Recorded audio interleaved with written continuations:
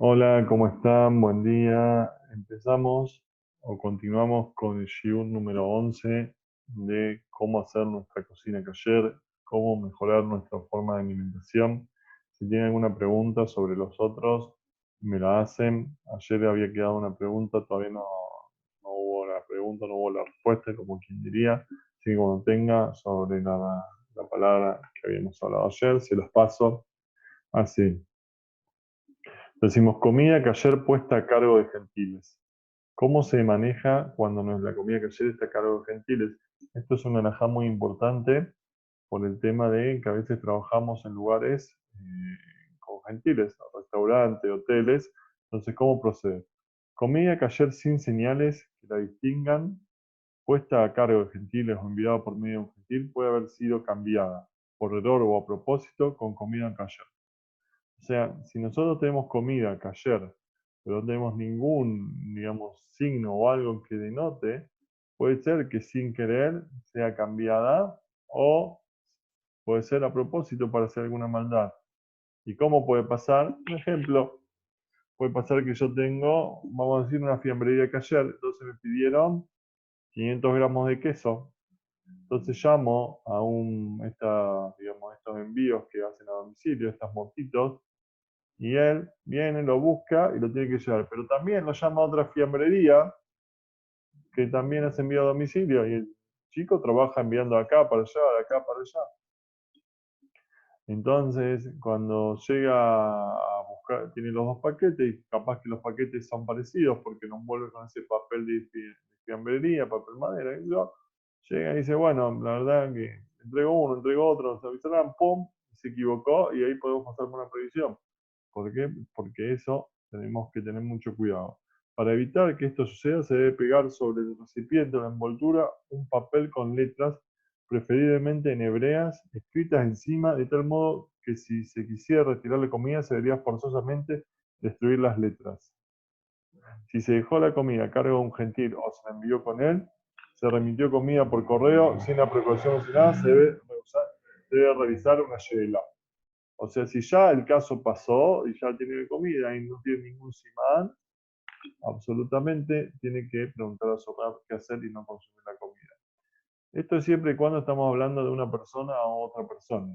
En el cambio de los negocios ya tienen un simán especial, una cinta especial a veces con el nombre del negocio, con la supervisión que la determina y te dice de dónde viene y si inclusive te determina si es parve, carne o leche. Entonces es importante tanto para una persona, imagínense que yo le quiero mandar algo, un paquete de comida a mi mamá, entonces yo como no tengo cinta porque no vendo comida, tengo que hacer alguna cinta de algún tipo de sello o alguna letra de hebreo que no pueda copiarse.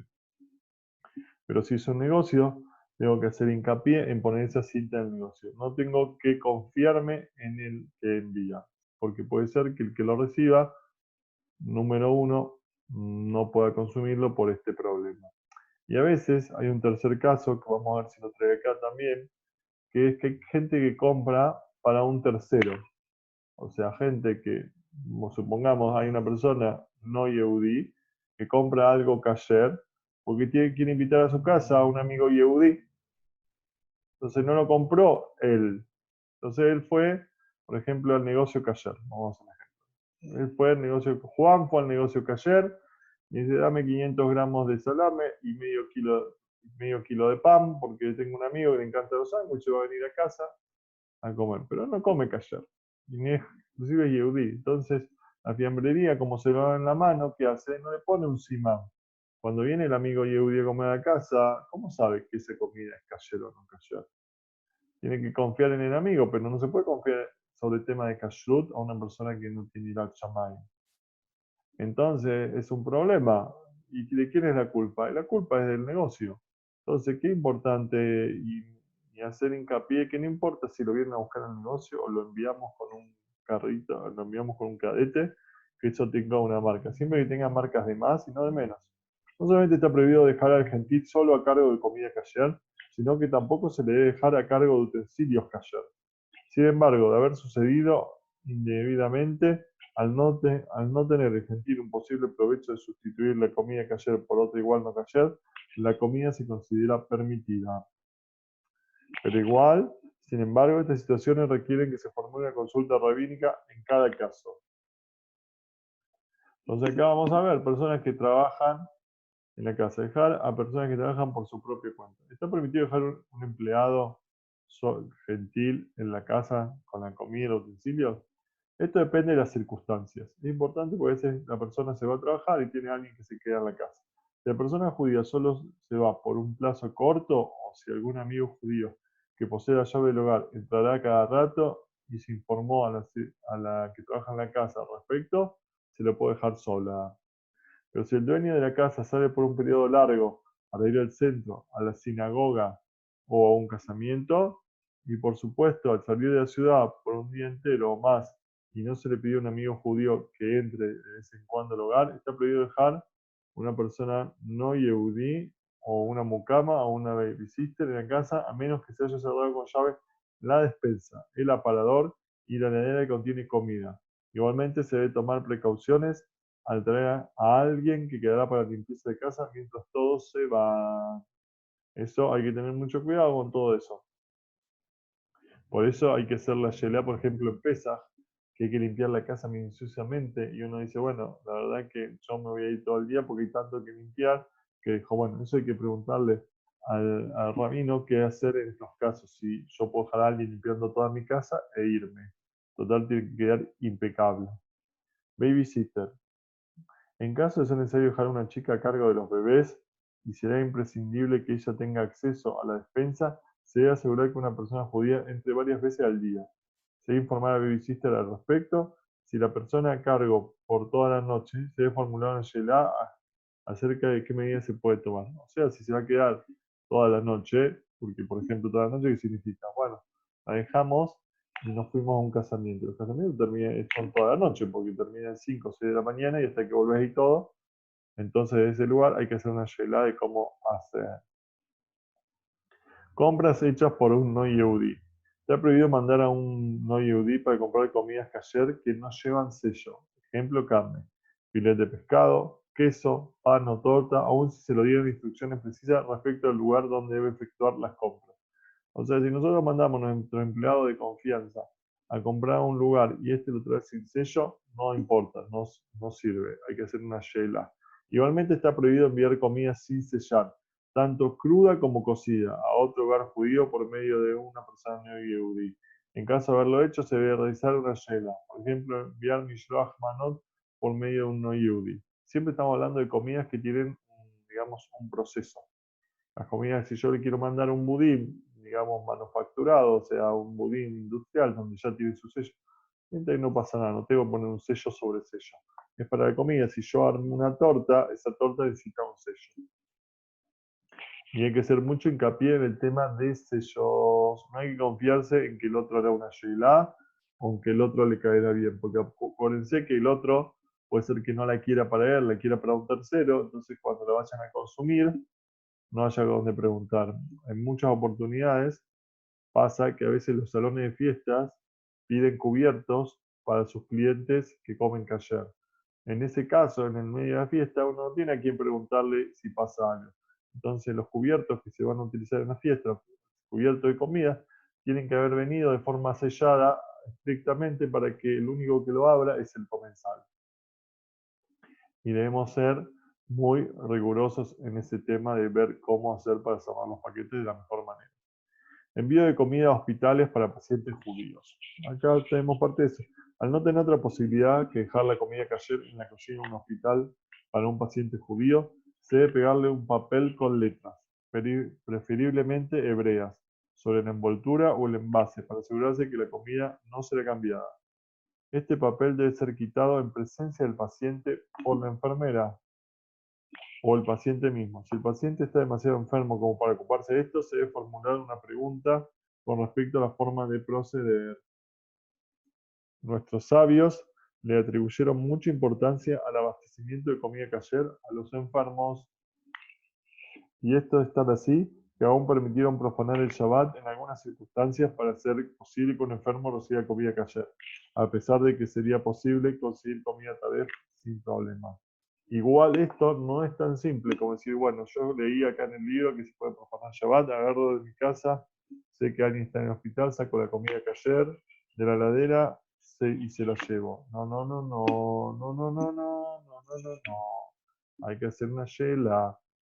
Si uno se siente que quiere estar comprometido con eso, siempre mejor estudiarlo antes, preguntarle a Rab si pasa esto, ¿qué hago? Si hay una persona que está embarazada y puede ser que tenga familia en cualquier momento, también hay que hacer una Sheila por las dudas a ver qué pasa si esta persona va a, digamos, a poder tener en Shabbat.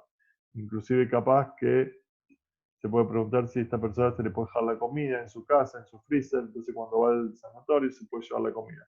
Para todo esto, acá no dictamina qué hacer, sino dictamina que hay quienes apoyan, por eso hay que hacer una Sheila, no alcanza para, digamos, accionar o comportarse de esta forma. Por lo tanto, es el deber de los parientes y amigos hacer todo lo posible para hacer llegar la comida que ayer a aquellos enfermos que dependen de su buena voluntad. Aún si el enfermo no requiere que se molesten por él. Con respecto a la cocción para un enfermo en Shabbat, hemos señalado la ley de que hacer cuando un gentil realiza esta cocción y sobró. Ya lo vimos antes. Ahora, ¿qué hacemos con la carne abandonada sin supervisión? Si dejó carne sin sellar en una casa cuyas puertas o ventanas están abiertas y al volver se observa que cambió la posición de la carne, se debe formular una she'elá por existir la posibilidad de que alguien haya sustituido la carne por otra. A menudo el Rab podrá identificar la carne como kasher por las características de la carne kasher, la forma en que fue cortada, por ejemplo. El caso es así, especialmente en aves. Ejemplos. Si una persona dejó carne cayera en el ómnibus en algún lugar público sin su privación, o al enviar carne o embutidos por encomienda sin sello correspondiente sobre la carne o sobre el paquete, ver en la página 77 que ya vimos qué hacer. Hay que hacer una shela, no se puede consumir todo esto si lo mandamos, nos olvidamos en el colectivo o si lo mandamos. O sea, si perdemos la supervisión, perdemos el seguimiento de la comida, hay que hacerle una shela, pero siempre tiene que ser algo que pase sin intención. O sea, debemos prevenir todo este tema y ser cautelosos de que en el último proceso de la comida tengamos listos los sellos, lo que llamamos en cocina mise en place, la mesa preparada. Tanto sea un negocio, tiene que tener al lado de las bolsas, tiene que tener los sellos para que estemos seguros que salió ahí con los sellos. Entonces sabe que como el último de la cadena de entrega, digamos, del producto, es ahí la caja donde se cobra y se entrega la bolsa, entonces estamos convencidos que tiene sello. Igual que a veces nosotros vamos a un negocio, nos hacen una boleta sobre los productos, llegamos a caja y miran la boleta y controlan que ahí estén los productos y no haya algo distinto. Así tenemos que hacer con las cosas que ayer. Y también, si nosotros vamos a mandar cosas que ayer con un delivery, tenemos que ser inteligentes y preparar qué sello le vamos a poner, para que no vaya a ser que esté todo listo, hayamos llamado al delivery y ahí estemos buscando algún tipo de sello. O sea, el sello es tan importante como la comida, entonces debe ser preparado con anticipación. Si se dejó carne sin sellar, aun si al volver no cambió la posición de la carne, no se debe consumir para sefaradí, salvo en lugares en los que suelen ser anuentes en este aspecto. ¿Cómo hacer kasher la carne? O sea, lo que se llama melijá. Acá está hablando desde la vaca, cuando la vaca se le hace shejitá, o sea, se hace el proceso de matanza que dice para que no sufran. Ahí cómo hacemos esa carne para hacer el proceso para poder ser consumida a lo largo. Hoy en día esto lo hacen, digamos ya, los frigoríficos, casi que no es necesario hacerlo uno mismo. Los frigoríficos ya tienen todo el proceso, donde hace la yejita, donde hace la melijá, el salado, donde hace el lavado, donde hace todo, y te la envuelve y te la pone el vacío listo para consumir. Por el tema de que la generación por ahí no está tan preparada para eso. Pero si nosotros tenemos la oportunidad de pasar por otro, vamos a un lugar donde no hay tantos frigoríficos, o en algún campo donde, digamos, hay vacas y tiene un yojet y el yojet hace chiquita la vaca y nosotros queremos obtener esa carne, ¿cómo proceder? Uno de los requisitos básicos de la Torá es hacer kasher la carne. Y esto es importante saberlo porque muchas veces la gente te pregunta sobre la carne. Entonces, ¿qué diferencia tiene la carne kasher de la carne no kasher? Bueno, esto acá nosotros estamos hablando cuáles son las diferencias y no creer que es así nomás. Esto no es meramente un acto ritual, sino una necesidad para que esté permitida comer la carne. O sea, no es una costumbre, es una obligación. Es imprescindible que las amas de casa judía conozcan las reglas y que a la vez tengan la práctica requerida para dicho trabajo. Acuérdense que esto es cuando la carne venía sin salar. Hoy en día no es necesario eso. Pero si la ama de casa lo quiere estudiar para reconocer perdón, para reconocer que este trabajo está hecho, está muy bueno que lo estudie. El DIN, o sea, la ley requiere que se retire la sangre de la carne, grasa y huesos salándolos y la sangre del hígado asándolos. Por cuanto el hígado no se le puede retirar casi la sangre de forma cerquecera, se lo hace a la parrilla para que todo lo que salga, digamos, caiga para abajo, para el fuego y no se quede ahí sobre una placa. Entonces hay una previsión que ya lo estudiamos de comer sangre, por eso se saca. El equipo necesario para hacer kasher. Los utensilios principales para hacer kasher son un balde en el cual se pone en remojo la carne antes de salarla. O sea, una palangana. Un tablero sobre el cual se coloca la carne al salarla. Una fuente en el cual se enjuaga la carne después de salarla, a menos que se prefiera enjuagarla bajo el agua corriente. Entonces tenemos tres cosas. Un balde para remojar la carne, después una fuente, después un tablero sobre el cual se coloca la carne al salarla, o sea que la carne lo mejor sería que quede colgando. ¿Para qué? Para que toda la sal estemos seguros de que haya rodeado toda la carne. Podéis salarla un montón. Entonces, para que todos lados pueda salarse y pueda caer sus líquidos, siempre lo mejor es, digamos, que esté colgando. Y después lavarla con un balde o mejor con agua corriente. Balde para remojar antes de salar. Se acostumbra a tener un balde para remojar la carne antes de salarla y no utilizarlo dicho recipiente para otra función. O sea, tiene que ser lo ideal y mejor sería que se use para esto. Si no hay un balde especial a disposición, se puede usar una olla. Siempre que después de haber remojado la carne, se lave la olla a fondo con agua tibia o fría para que no quede sangre. La tabla para hacer kasher. Hay dos tipos de tableros permitidos. Una tabla íntegra y llana. Si se usa una tabla íntegra, se debe colocar en una posición inclinada de tal manera que la sangre pueda correr libremente. Sin embargo, si la superficie es tan lisa como fórnica, no es necesario colocarla en esa posición. Una rejilla, una tabla con muchos agujeritos o una rejilla no precisa estar inclinada para que se deba, eh, pero se debe elevarla de tal modo que los orificios no queden obstruidos por debajo. Entonces, ¿qué es importante? Esto que quiero hacer hincapié, que tenga lugar para que la sangre salga, que no se quede ahí y la vuelva a absorber. Esa es la consigna para tener en cuenta. Por eso decíamos en otra oportunidad que siempre es mejor tenerla colgando y atada. Fuentes para enjuagar después de salar. Está permitido usar una fuente kasher para este propósito con la condición de que se lave con agua fría o tibia. Hacer kasher durante los primeros 3 días después de la shejitá. O sea, se debe hacer kasher durante los 3 días después de hacer la shejitá. Es importante saber que en el día y a qué hora ocurrió la shejitá, ya que salar sirve únicamente si se remojó la carne durante las 72 horas a partir de la faena. Si se remojó la carne en algún momento durante aquel periodo y no se saló inmediatamente, se debe enjuagarla nuevamente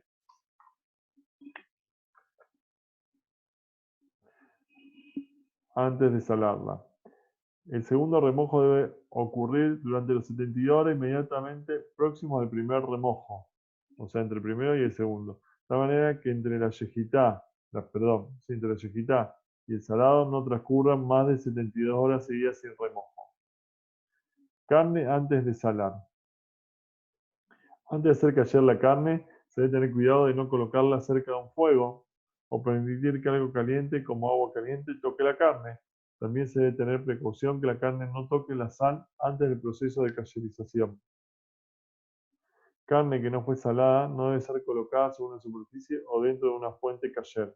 Hay que cuidarse al respecto, especialmente cuando se coloca la carne en la heladera antes de hacerla cayer. Y por último, para terminar, carne congelada. Se debe descongelar la carne antes de hacerla cayer. Si se quiere apurar este proceso, está permitido el uso de agua tibia y si fuese muy necesario se puede utilizar agua caliente, que no esté hirviendo, pero únicamente si el agua caliente está en una tercera fuente, lo que se llama Keli Shlishi. El nombre de tercer fuente se utiliza para agua que fue calentada en un calefón o en una pava. Después se vertió esta agua en una fuente, la cual calificaremos de segunda fuente, y nuevamente a una tercera fuente. El proceso de hacer la carne kosher. Lo vamos a ver, si Dios quiere, mañana.